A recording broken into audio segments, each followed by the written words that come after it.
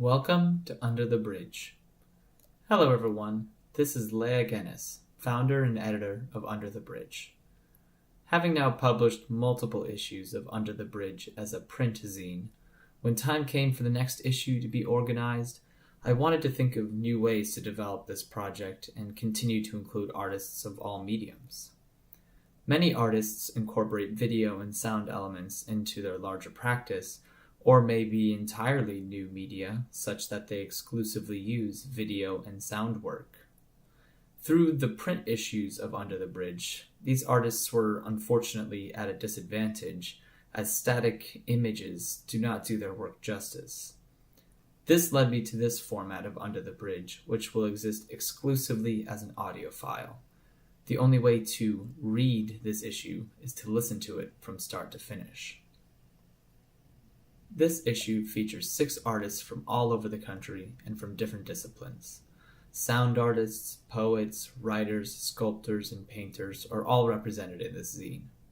This is in line with Under the Bridge's driving value of community. We only succeed if we succeed together. So I want to thank the artists who were kind enough to lend me their work for this project. This project is only possible because of them, and I can't thank them enough. Without further ado, please enjoy this audio issue of Under the Bridge. The first track you heard was from sound artist Ama Eteria, based in California, titled 1882. The next track is from Taylor Erickson, a painter based in Pittsburgh, Pennsylvania, titled Creatures. They were strange creatures. As the girl walked into the house, the woman, she sends this colored orb that's just glowing towards her, and she turns around and she grabs it before it touches anybody in her house. And strange things start happening to the water, and water in the fridge starts spraying everywhere, and it's connected to the freezer, and all of the water in the freezer is melted and it's pouring down, and everything in the house is just out of control. The bathtub is filled up, the counters have turned into waterfalls, and there are fish and giant salamanders and all of these little creatures living in the house now. Improvisation, Dreading Water, by Eli Matson. Mr. Bradford, that little girl's only 8 years old. I'm ready now. I'm sorry, Mr. Fulton, but I had to make other arrangements. It's impossible to change the now. She used to come with me at midnight, so I must be in there at midnight. If you're not in there, then that would be pretty much unheard of. You see, if I didn't get in there at precisely midnight, the whole timetable would be upset. I know it's unheard of.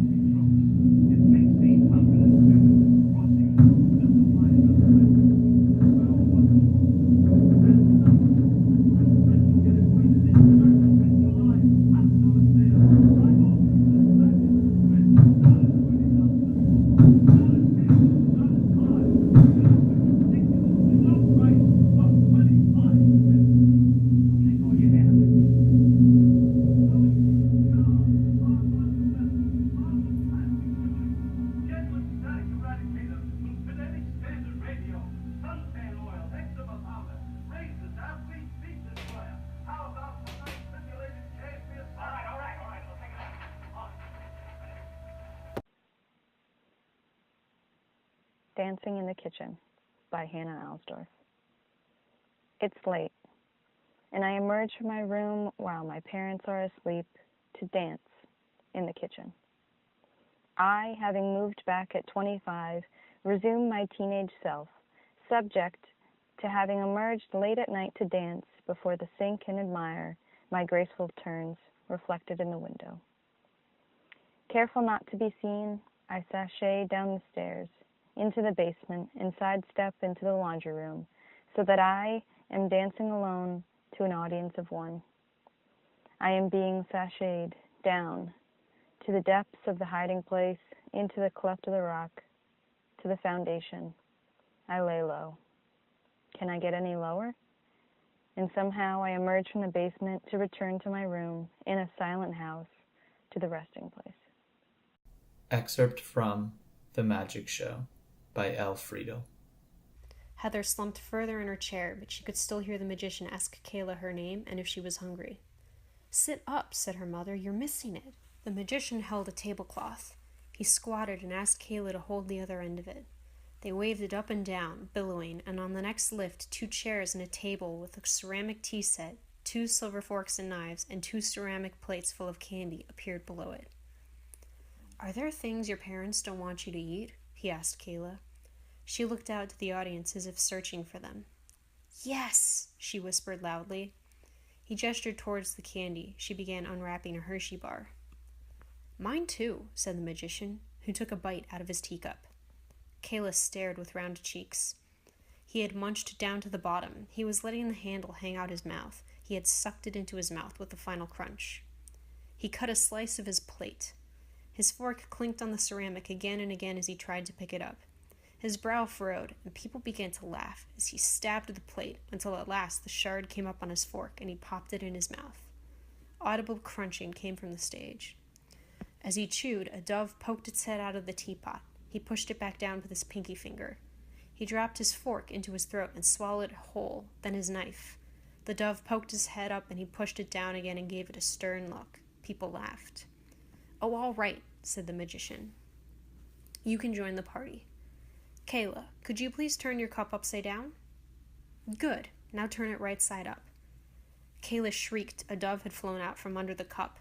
She dropped it, and it shattered on the ground. "Very good," said the magician. "Not to worry, I can fix it." "Let's rub our hands together," he told Kayla, who looked as if she might cry. As they rubbed, he stood and jumped above the plate, both feet brought down as if to stomp on it. When he landed, he fell backwards as if he had slipped on it. In his raised hand, he held the unbroken plate. "Kayla, everyone!" he yelled over the applause. "Thank you, Kayla." Kayla ran smiling up the aisle. With a sick jolt, Heather wondered if Kayla would replace Jillian forever, take her seat here and at every coming birthday party and forced playdate. The adults had done this. It was their fault. When her parents had drawn her into the kitchen and said Jillian was in heaven, Heather didn't see why Jillian would want to go there. She didn't choose it, her father said. Her body had broken, and now she was no longer in it. She just went. It's where Christians go when they die. "Tell her she needs to come back," said Heather. "She's happier in heaven," said her father. "She's the happiest she's ever been." "I'm not happy," said Heather. "I'm going to ask Lori and Kirk about this." "You're going to ask Mr. and Mrs. Lowe," said her mother, and then she stopped, and her face looked funny, and she looked at Heather in a way that seemed like Heather was in trouble. And then they didn't let Heather go to the wake or funeral.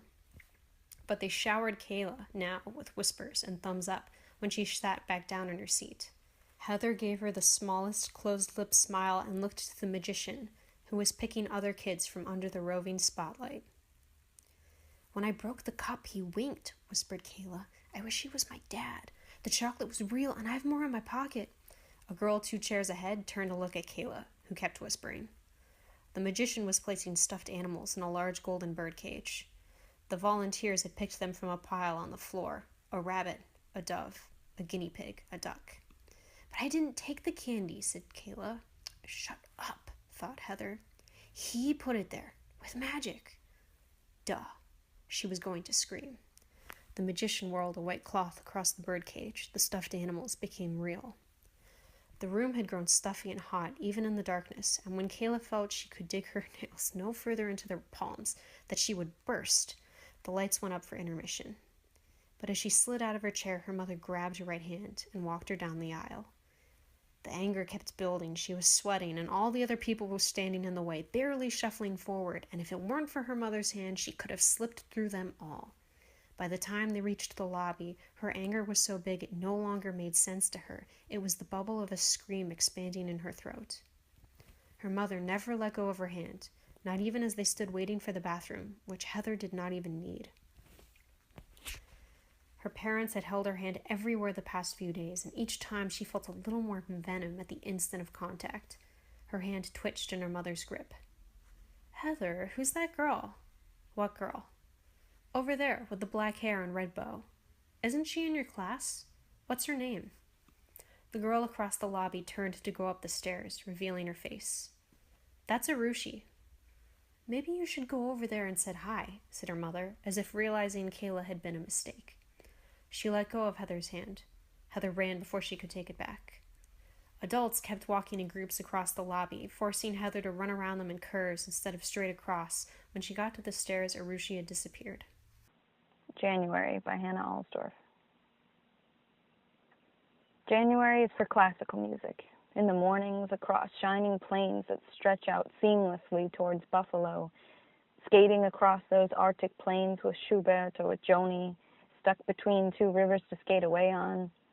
January is for dry, salted roads, for white dust on black jackets, without a snowflake in sight and only the empty promise of a bright sky.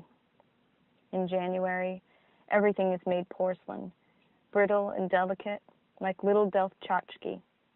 A windmill, a Dutch shoe, an ashtray. The cold makes everything intangible. And doesn't the sight of a Christmas tree at the end of the driveway make you sad? And everything is coming off of me, like accumulated snow behind the wheels of cars, breaking off in hunks of gray and brown. And things are sliding off of me, like ice sheets on the roof of a car, flying off into oblivion, into the current of SUVs and sedans behind. The destruction seems so catastrophic, like a snow plow's cataclysmic impact with a mailbox, or the separation of the curb from the asphalt, shrapnel left until the melting of spring. In January, its wake is immutable. An excerpt from Lightly by Amma Ateria, followed by an excerpt from On the Road by Sarah Rifkin.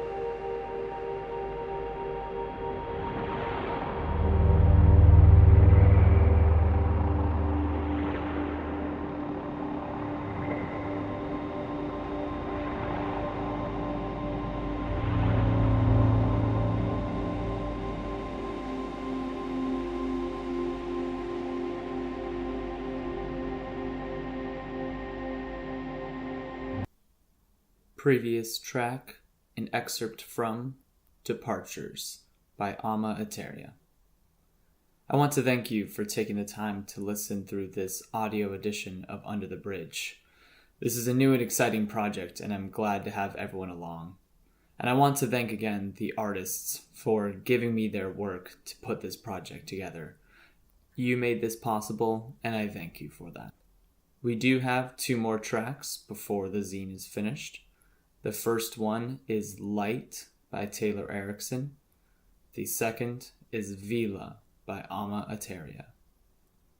There was really dark blue water all around us, and the wind was strong, and we fell backwards as the flash came towards us. And we all fell to the ground and were laughing.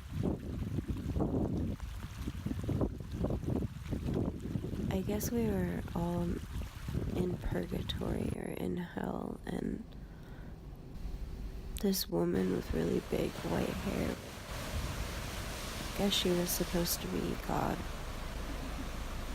And she started to fumble, and she was forgetting the words to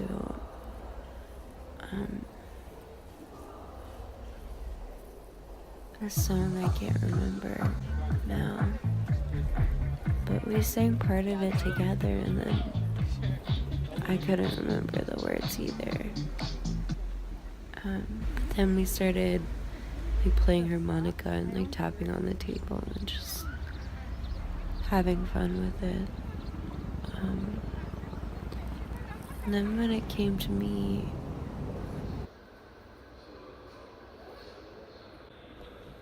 I longed to feel that light